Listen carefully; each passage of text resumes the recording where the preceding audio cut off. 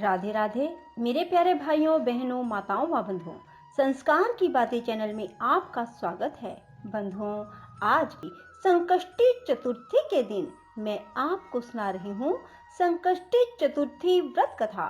बंधुओं, जो मनुष्य भी संकष्टी चतुर्थी व्रत रखते हैं उन्हें जीवन में कभी भी आर्थिक संकटों का सामना नहीं करना पड़ता। भगवान गणेश और संकट चौथ माता उनके सभी संकटों को सदा के लिए दूर कर देते हैं। उनके जीवन में कभी भी किसी प्रकार का संकट नहीं आता। जो मनुष्य भी संकष्टी चतुर्थी का व्रत रखते हैं या फिर संकष्टी चतुर्थी व्रत की कथा को सुनते हैं, बंधुओं, संकष्टी शब्द से पता लग जाता है संकट को हरने वाली, अर्थात सभी संकटों को हरने वाली चतुर्थी संकष्टी चतुर्थी कहलाती है। भगवान गणेश मनुष्य के सभी संकटों को दूर करने वाले हैं।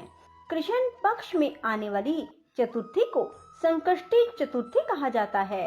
आज संकष्टी चतुर्थी भगवान गणेश और चौथ माता को समर्पित है। जो मनुष्य भी संकष्टी चतुर्थी की व्रत कथा को सुनेंगे उनके सभी संकट सदा के लिए दूर होंगे।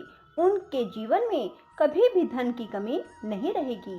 बंधुओं, पूर्ण भाव सच्ची निष्ठा के साथ ही संकष्टी चतुर्थी व्रत की कथा को सुने। बंधुओं, यदि आपने हमारे YouTube चैनल संस्कार की बातें अब तक सब्सक्राइब नहीं किया तो जरूर करें और बेल आइकन दबाना ना भूलें। बोलो गणेश भगवान की जय, चौथ माता की जय। एक बुढ़िया का लड़का सवेरे गायें चराने जंगल में जाता था और शाम होने पर घर पर वापस आ जाता था। सारे दिन की मेहनत के बावजूद भी वह सिर्फ 8 पैसे रोज के कमाता, जिससे माँ बेटे का गुजर बसर होता था। बुढ़िया का चौथ माता का व्रत था और बुढ़िया चौथ की कहानी सुनने का व्रत और नियम करती थी। व्रत के दिन 5 लड्डू बनाती, 2 चौथ के विनायक के और एक अपना। इस तरह नियम पालन करने से वह मोटी होती जा रही थी। आस पड़ोस की महिलाएं इस बात से जलती थी। उन्होंने बुढ़िया के लड़के को बहकाया। लड़के ने सोचा, मैं तो सारे दिन मेहनत करके सूखी रोटी खाता हूँ और मेरी माँ घर बैठे बैठे लड्डू खाकर मोटी होती जा रही है। इसी सोच के कारण वह एक दिन गाय चराने नहीं गया और छुप कर बैठ गया। उस दिन चौथ थी। बुढ़िया 2 पैसे का घी लाई, सदा की तरह 5 लड्डू बनाए और भोग लगाया।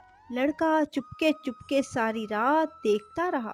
दूसरे दिन वह बुढ़िया से बोला, माँ, मैं कमाने के लिए जाऊंगा, यहाँ कमाई बहुत थोड़ी है। बुढ़िया ने बहुत समझाया पर वह नहीं माना। तो बुढ़िया ने कहा, ठीक है, जैसे तुम्हारी मर्जी, चले जाओ। पर बुढ़िया ने जाते समय कुछ अनाज के दाने और एक पानी की कलशी उसे दे दी। इनसे वह रोज कहानी सुना करती थी। जाते समय बुढ़िया ने समझाया कि ये दोनों चीजें तेरे संकट में सहायता करेंगी, सो सदा अपने पास इन्हें संभाल कर रखना। सवेरे होते ही वह निकल गया और चलते चलते राह में एक नदी आई। बरसात का मौसम था। नदी में पानी चढ़ा हुआ था। पार जाने का कोई राह नहीं था। बड़ा दुखी हुआ। बुढ़िया की बात याद करके उसने हाथ में अनाज के दाने लिए और विनती की, हे चौथ माता, मेरी माँ मेरे लिए ही तेरा व्रत करती थी, तो बहता पानी कम हो जाए और मुझे पार जाने का राह मिल जाए। इतना कहकर कलश में से पानी लेकर छींटे दिए। राह मिल गया। लड़का पार हो गया। आगे जंगल में पहुंचा तो एक शेर मिला। लड़के के होश उड़ गए। उसने झट अनाज के दाने हाथ में लिए और विनती की, हे चौथ माता, अगर मेरी माँ ने मेरे लिए व्रत किए हैं तो यह सिंह गाय बन जाए। पानी के छींटे देते ही शेर गाय बन गया और चरने लगा। लड़का आगे निकल आया। सांझ होते होते एक गांव में जा पहुंचा। गांव में घुसते ही एक बुढ़िया का घर आया। अंदर जाकर बुढ़िया से रात बिताने के लिए जगह मांगी। बुढ़िया ने दया करके हाँ भर ली। वह ठहर गया। रात को उसने देखा बुढ़िया मालपुए बनाती जा रही है और रोती जा रही है। लड़के ने अचंभा किया।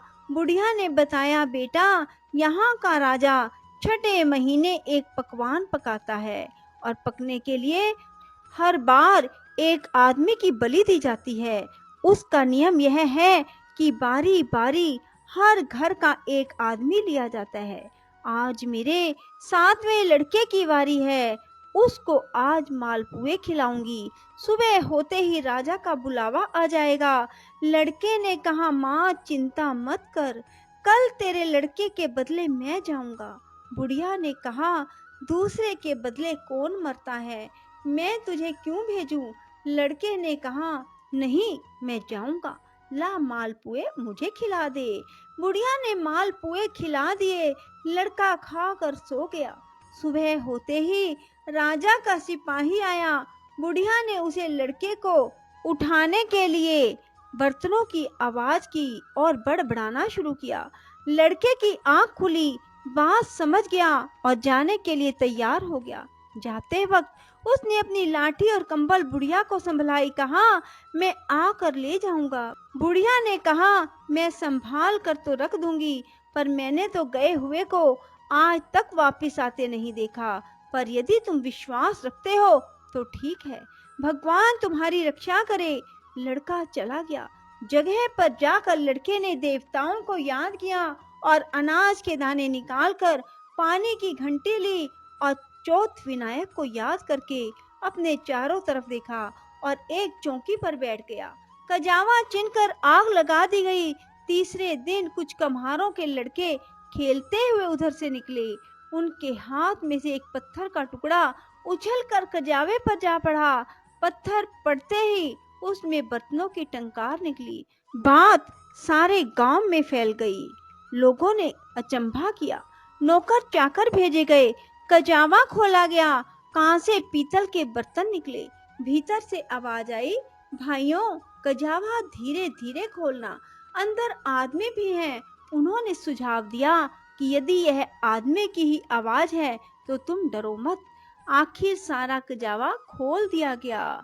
चौकी पर हंसता हुआ वह लड़का बैठा हुआ था। चौकी के चारों ओर जुआरे हो गए थे। पानी का कलश भरा हुआ था। राजा के पास लड़के को लाया गया। राजा ने सारा किस्सा सुनना चाहा। लड़के ने बताया कि मेरी माँ चौथ विनायक का व्रत करती थी। उसी ने आते वक्त मेरी रक्षा के लिए यह अनाज और पानी का कलश दिया। राजा ने भाग्यवान लड़का देखकर अपनी लड़की का विवाह उसके साथ कर दिया और चौथ व्रत करने का ढिंढोरा पिटवा दिया। कई दिन बीत गए। राजा के बेटों की बहुओं ने ननद को ताना मारा, बाई जो पेट से निकले, हांडी से नहीं। राजकुमारी ने अपने पति से कहा, माए जहाँ मायका, सास जहाँ ससुराल। लड़का भी बात समझ गया और राजा रानी से आज्ञा ली और अपने गांव को अपनी पत्नी को लेकर चल पड़ा। गांव के पास पहुंचते ही देखने वालों ने बुढ़िया को खुशखबरी दी। बुढ़िया को विश्वास नहीं हुआ। उसने उपलों के ढेर पर चढ़कर देखा। बेटा बहू आते दिखाई दिए।